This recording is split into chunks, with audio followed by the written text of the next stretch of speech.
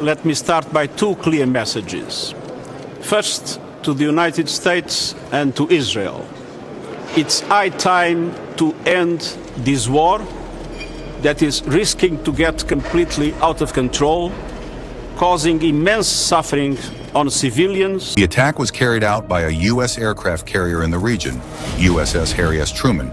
The Truman is America's 9th nuclear-powered carrier. It was commissioned in 1998 and has seen battle in Iraq, Afghanistan, and Syria. They dropped almost 60 tons of bombs at caves in the Golan Mountains.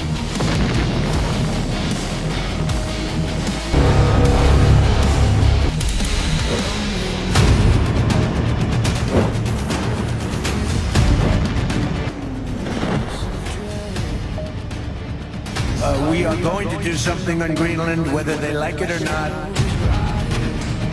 Today, a U.S. warship in the Gulf 28 फरवरी 2026 को America और Israel ने मिलकर Iran पर attack किया। क्यों किया, किस लिए किया, किसी को पता नहीं। और इस अटैक में ईरान के सुप्रीम लीडर सैयद अयतुल्ला अली खुमैनी को मार डाला गया। और ये किसी भी मुल्क पे बिना वजह अटैक करना, हमला करना और उस कंट्री के हेड को मार डालना, this is a international war crime. और ऐसे हजारों वॉर क्राइम अमेरिका और इजराइल करते आ रहे हैं। और हमने देखा, हमें दिखाया जाता है कि जो भी लोग अमेरिका को पसंद नहीं है, अमेरिका की नीतियों के खिलाफ जाते हैं, अमेरिका उन्हें टेररिस्ट डिक्लेयर कर देता है। और ये इंटरनेशनल मीडिया जब भी टेररिस्ट को प्रोजेक्ट करता है, ये आपको दाढ़ी वाला, टोपी वाला, इस तरीके के टेररिस्ट दिखाते हैं। लेकिन हम आपको बताएंगे कि ये लोग जिनका फोटो आप हमारे पीछे देख रहे हैं, ये उन टेररिस्ट से बड़े आतंकवादी है। They are international terrorist. इन्होंने जितने लोगों को मारा है, शायद वो तमाम टेररिस्ट ने मिलके भी नहीं मारा रहेगा। हम आपको बताते हैं कैसे। Bill Clinton, Barack Obama, George W Bush और डोनाल्ड ट्रंप, ये सिर्फ 4 लोगों ने मिलकर पिछले 23 सालों में 9 मुस्लिम कंट्रीज पर हमला किया नाहक तरीके से। और तकरीबन 11 मिलियन लोगों को, 11 मिलियन सिविलियंस को मार डाला। यानी तकरीबन 1 करोड़ 10 लाख से ज्यादा इनोसेंट सिविलियंस का मर्डर किया। लेकिन दुनिया इन्हें टेररिस्ट नहीं कहती। इतने मासूम सिविलियंस का पिछले 23 सालों में जो इनोसेंट सिविलियंस को मार डालने के बाद भी दुनिया इन्हें टेररिस्ट नहीं कहती। आपके सामने मिसालें हैं ना, Bosnia, Syria, Libya, Somalia, Yemen, Iraq, Afghanistan, Venezuela और अब ईरान। आज जिस तरह हमारे देश में अमेरिका और पर्सनल डोनाल्ड ट्रंप के गुण गाए जा रहे हैं, उनकी तारीफ की जा रही है, याद रखना ये अमेरिका न कभी हमारा था, न आज है, न फ्यूचर में कभी हमारा होगा। अमेरिका ने सिर्फ और सिर्फ सिर्फ और सिर्फ भारत का यूज किया है अपने जाती मुफाद के लिए, अपने फायदे के लिए। यही वो अमेरिका है जिसने पाकिस्तान को पैटर्न टैंक दिया था। और वही पैटर्न टैंक 1965 और 1971 की इंडिया पाकिस्तान वॉर में पाकिस्तान ने यूज किया था हमारे भारत के खिलाफ। यही वो अमेरिका है जिसने 1971 की वॉर में, जब इंडिया पाकिस्तान की 1971 की जंग चल रही थी, उस जंग के दरमियान अपना 7वां बेड़ा यानी टास्क फोर्स 74 लाकर बंगाल की खाड़ी में खड़ा कर दिया था पाकिस्तान का साथ देने के लिए और भारत को डराने के लिए। यही वो अमेरिका है जिसने भारत को न्यूक्लियर बॉम्ब बनाने से रोका था। और यही वो अमेरिका है जिसने भारत पर सैंक्शन लगाया था। 1970s में जब हम भारतीयों को अनाज की किल्लत हुई थी और हमने अमेरिका से गेहूं इंपोर्ट किया था, तो यही वो अमेरिका है जिसने जानवर को खाने वाला, सुअरों को खाने वाला गेहूं हम भारतीयों को भेजा था। यही वो अमेरिका है जिसने पाकिस्तान को $686 मिलियन का पैकेज दिया था। किस लिए? अपने F-16 फाइटर प्लेन को अपग्रेड करने के लिए, उसके रखरखाव के लिए, उसके मेंटेनेंस के लिए। यही वो अमेरिका है, एक तरफ भारत को अपना दोस्त कहता है और वहीं दूसरी तरफ पाकिस्तान के आर्मी जनरल आसिम मुनीर को लंच पर बुलाकर उसके साथ डिनर करता है।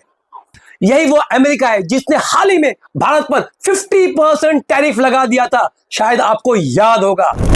यही वो अमेरिका है जो हमें मजबूर करता है, हमें डराता है, हमें धमकाता है और हमें फोर्स करता है कि हम सस्ता तेल जो हमें ईरान से मिलता है और लंबी क्रेडिट्स के साथ मिलता है, उसे छोड़कर हम महंगा तेल उससे खरीदे उससे 10 गुना ज्यादा कीमत में। आप सोचिए। और वहीं दूसरी तरफ ईरान है, जिससे हमेशा हमारे अच्छे संबंध रहे हैं। Always we were in the good books of Iran. Iran ने हर मोर्चे पर, पॉलिटिकल हो, सोशल हो या फिर इकोनॉमिकल हो या फिर ट्रेड रिलेशंस हो, हर मोर्चे पर उसने भारत का साथ दिया है। यह बात याद रखना। एनर्जी सिक्योरिटी, यानी Iran is India top oil supplier, यानी हम सबसे ज्यादा तेल सबसे सस्ते दामों में ईरान से खरीदते हैं, और वो भी लॉन्ग टर्म क्रेडिट फैसिलिटी यानी 60 डेज क्रेडिट पीरियड के साथ में। और ईरान जो ऑयल और गैस इंडिया को सप्लाई करता है उसका पेमेंट डॉलर में नहीं लेता है।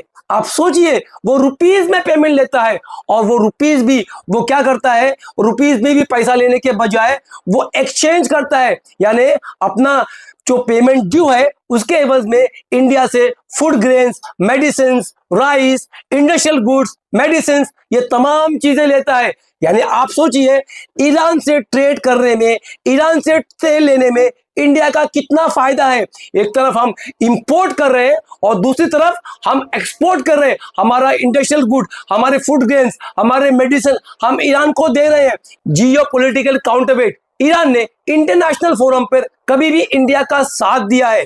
वो कश्मीर का मुद्दा हो, कोई भी मुद्दा हो, जब जब पाकिस्तान ने कश्मीर के मुद्दे को इंटरनेशनल फोरम पे उठाया है, पूरे अरब मुल्क ने, पूरे यूएई ने पाकिस्तान का साथ दिया था। उस वक्त में ये ईरान था जिसने इंडिया का साथ दिया था, और कश्मीर के मुद्दे पे वो इंडिया के साथ खड़ा था। 60,000 करोड़ रुपया जो भारत ईरान को देना था वो ईरान ने नहीं लिया, और कहा कि आपकी बैंक में रहने दो, हम बाद में इसके एवज में, इसके एक्सचेंज में आपसे सामान ले लेंगे। याद रखना, उस वक्त में जो भारत का यूको बैंक था वो डेफिसिट में था, वो बंद होने की कतार में था। उस वक्त में इतना बड़ा अमाउंट ईरान ने छोड़ दिया था, जिसके उस वक्त में हमारे भारत का बैंक, यूको बैंक, डूबने से बच गया था। और सबसे बड़ा डेवलपमेंट ऑफ चाबहार पोर्ट, यानी ईरान ने भारत को चाबहार पोर्ट डेवलप करने दिया है। इससे भारत का क्या फायदा होगा?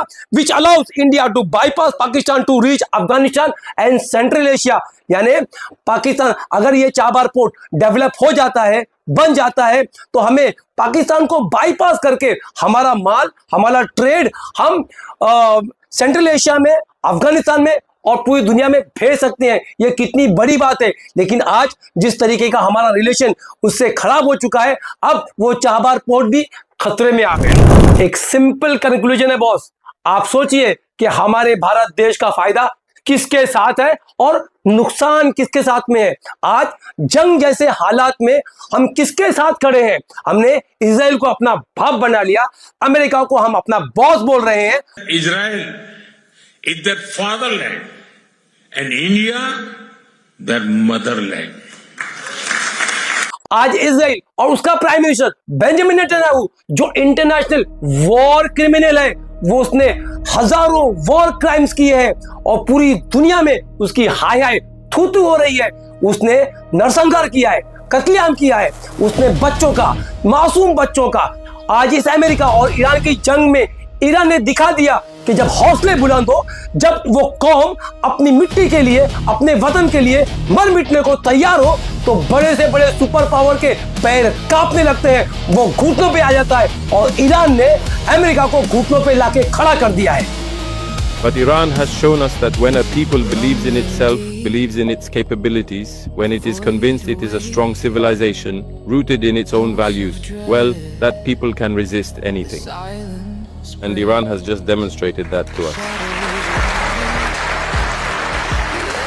ईरान ने पूरी दुनिया को दिखा दिया कि बड़े से बड़े सुपर पावर को भी हराया जा सकता है।